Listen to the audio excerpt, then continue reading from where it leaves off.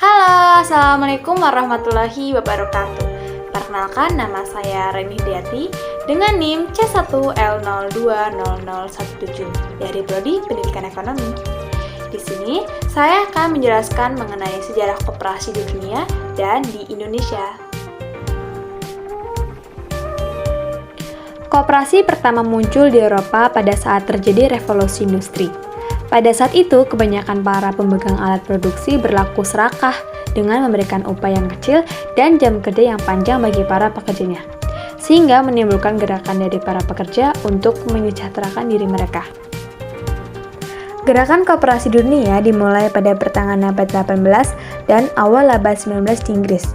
Lembaga ini sering disebut dengan koperasi pra-industri. Jadi, gerakan koperasi di Inggris diawali oleh Robert Owen.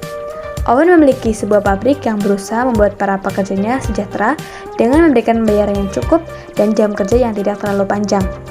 Selain itu, beliau juga mendorong para pegawainya untuk bekerja sama dan mencetuskan istilah corporation. Sehingga, karena hal tersebut, Robert Owen disebut sebagai bapak koperasi dunia. Nah, selain Robert Owen, William King membuat sebuah gerakan di mana dia mengumpulkan modal dari para buruh dan membuka toko untuk buruh membeli kebutuhan sehari-hari mereka dengan harga yang murah. Keuntungan yang didapat dari toko tersebut kemudian digunakan untuk memperbaiki kesehatan dan tempat tinggal para buruh. Di Prancis sendiri, gerakan perkoperasian dimotori oleh Carlos Fourier karena adanya rasa tidak puas pada sistem kapitalis. Fourier akhirnya memutuskan untuk membuat sebuah konsep yang disebut phalansterie. Melalui konsep phalansterie, suatu daerah yang bersihkan keluarga buruh bisa menghasilkan sendiri segala apa yang dibutuhkan dan memiliki alat produksi sendiri untuk kepentingan bersama. Nah, di Irlandia, Horace mengenalkan koperasi kepada warga Irlandia pada tahun 1892. Slogannya yang terkenal adalah Better Farming, Better Business, and Better Living, menjadi moto pergerakan koperasi di seluruh dunia pada saat itu.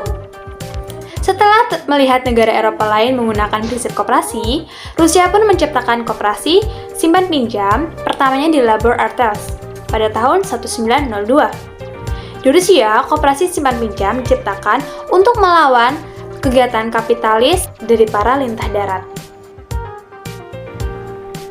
Setelah membahas sejarah perkoperasian di dunia, lalu kita akan membahas sejarah koperasi di Indonesia. Di Indonesia, koperasi mulai diperkenalkan oleh Patih R. Arya Wiraatmaja pada tahun 1896. Munculnya koperasi dilatar belakangi akibat banyaknya para pegawai negeri yang tersiksa dan menderita akibat bunga yang terlalu tinggi dari rentenir yang memberikan pinjaman uang. Melihat penderitaan tersebut, Patih R. Arya Wiraatmaja lalu mendirikan bank untuk para pegawai negeri. Beliau mengadopsi sistem serupa dengan yang ada di Jerman, yakni mendirikan koperasi kredit. Beliau berniat membantu orang-orang agar tidak lagi berurusan dengan rentenir yang pasti akan memberikan bunga yang tinggi. Setelah itu, koperasi mulai cepat berkembang di Indonesia. Hal ini juga didorong sifat orang-orang Indonesia yang cenderung bergotong royong dan kekeluargaan. Bahkan, untuk mengantisipasi perkembangan ekonomi yang berkembang pesat, pemerintah Hindia Belanda pada saat itu mengeluarkan peraturan perundang-undangan tentang perkoperasian. Pada tahun 1908, Dr. Sutomo mendirikan Budi Utomo. Dr. Sutomo sangat memiliki peranan bagi gerakan koperasi untuk memperbaiki dan mensejahterakan kehidupan rakyat Indonesia. Lalu, pada tahun 1927 dibentuk Serikat Dagang Islam yang bertujuan untuk memperjuangkan kedudukan ekonomi para pengusaha pribumi. Kemudian, pada tahun 1929 dibentuk Partai Nasional Indonesia yang memperjuangkan semangat untuk penyebaran koperasi di Indonesia. Tahun 1933, pemerintah Hindia Belanda menetapkan Peraturan Umum Perkumpulan-Perkumpulan Koperasi Nomor 21 yang hanya diberlakukan bagi golongan yang tunduk kepada tatanan hukum barat. Sedangkan Peraturan Nomor 91 tahun 1927 berlaku bagi golongan Bumi Putra. Kemudian, Jepang yang menjajah Indonesia pada tahun 1942 mendirikan koperasi yang bernama Kumiai. Namun, hal ini hanya dimanfaatkan Jepang untuk mengeruk keuntungan dan menyengsarakan rakyat Indonesia. Setelah Indonesia merdeka, lalu pada tanggal 12 Juli 1947, Pergerakan Koperasi Indonesia mengadakan Kongres Koperasi yang pertama di Tasikmalaya. Hari itu kemudian ditetapkan sebagai Hari Koperasi Indonesia. sekaligus membentuk Sentral Organisasi Koperasi Rakyat Indonesia yang berkedudukan di Tasikmalaya. Kemudian, perkembangan koperasi selanjutnya dilanjutkan oleh Muhammad Hatta. Dan Muhammad Hatta dikenal sebagai Bapak Koperasi Indonesia. Ia mengusulkan didirikannya 3 macam koperasi. Yang pertama, ada koperasi konsumsi yang terutama melayani kebutuhan kaum buruh dan pegawai. Kedua, ada koperasi produksi yang merupakan wadah kaum petani, termasuk peternak dan juga nelayan. Ketiga, ada koperasi kredit yang melayani pedagang kecil dan pengusaha kecil guna memenuhi kebutuhan modal.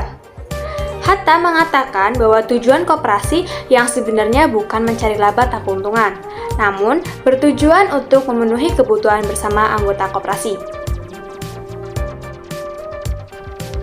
Nah, sekian penjelasan mengenai sejarah koperasi di dunia dan sejarah koperasi di Indonesia. Semoga penjelasan tadi bermanfaat dan mudah dipahami. Sekian dari saya, terima kasih. Wassalamualaikum warahmatullahi wabarakatuh.